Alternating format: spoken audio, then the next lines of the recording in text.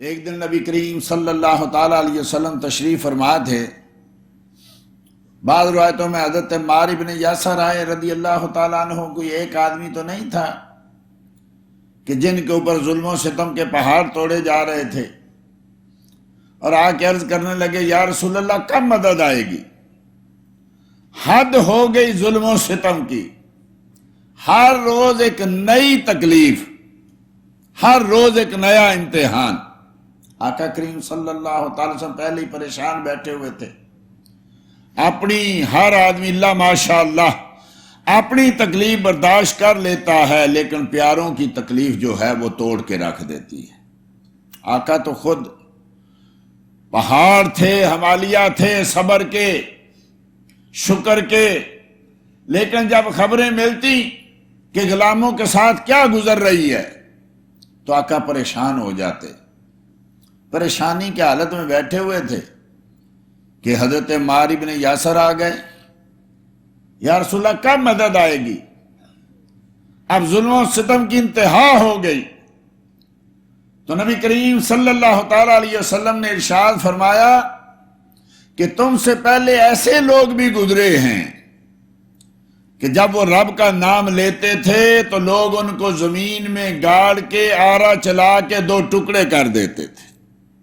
اصحاب الاخدود کا واقعہ قرآن کریم میں ہے، صحیح مسلم شریف میں ہے کہ ایسا کرتے کہ اس کو آدھا زمین میں گاڑتے اور یہاں سے آرا لے کے، بہت بڑی آری جو ہوتی ہے، آرا لے کے دو آدمی پکڑتے اور اس کو درمیان میں کاٹ کے ایک ٹکڑا ادھر گرا دیتے، ایک ٹکڑا ادھر گرا دیتے، آگ جلاتے، آگ میں پھینکتے۔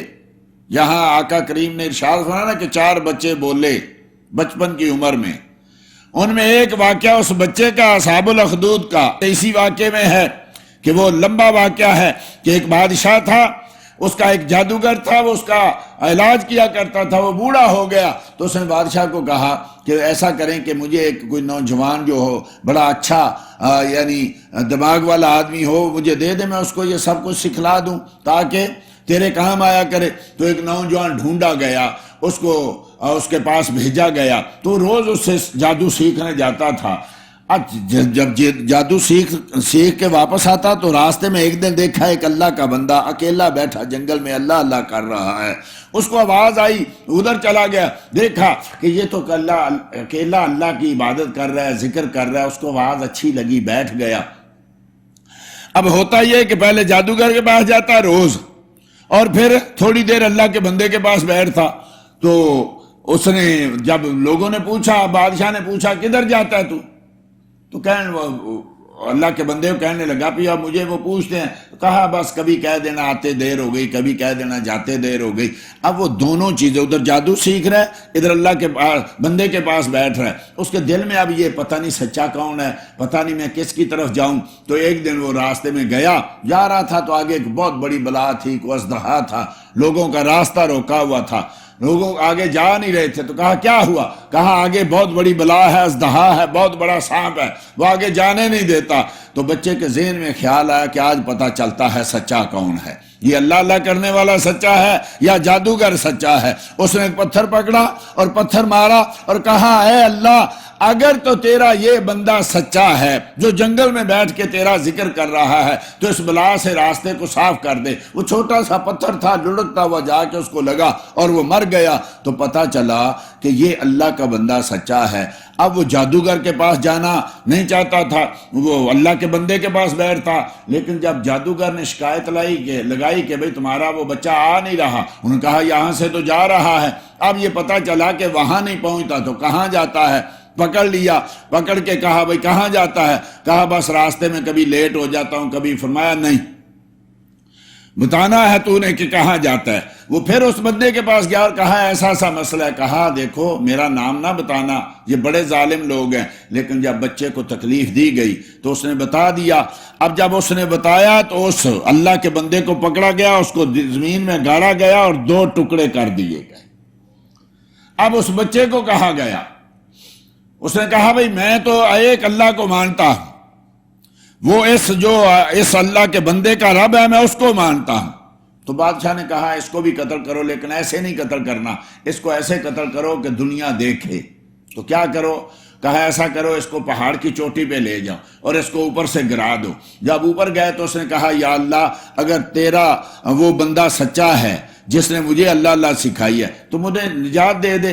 وہ زلزلہ آیا اور جتنے ساتھ تھے مارنے کے لیے گئے، شہید کرنے کے لیے، سارے مر گئے اور وہ چلتا ہوا نیچے آ گیا۔ پھر اس کو کہا کہ ایسا کرو اس کو ایک کشتی میں بٹھاؤ اور سمندر کے درمیان جا کے پتھر باندھ کے اس کو پھینک دو۔ جب سمندر میں گئے تو اس نے کہا یا اللہ اگر تیرا وہ بندہ سچا ہے تو مجھے نجات دے دے۔ پھر وہ ایسا ہی ہوا، کشتی جو ہے وہ ٹوٹی، سارے کے سارے اس میں ڈوب گئے اور وہ چلتا ہوا باہر آ گیا۔ کہا اب اس کا کیا کریں؟ تو اس نے کہا دیکھو تم مجھے مار نہیں سکتے، میں ایک طریقہ بتاتا ہوں کہ تم مجھے کیسے مارو۔ کہا کیسا؟ کہا سارے شہر کو اکٹھا کرو اور مجھے ایک درخت کے ساتھ باندھو اور جب تیر چلاؤ تو تیر چلاتے ہوئے کہنا ہے ہم اس بچے کے رب کے نام پہ تیر چلا رہے ہیں، تب میں مروں گا، ویسے نہیں میں تم سے مر سکتا۔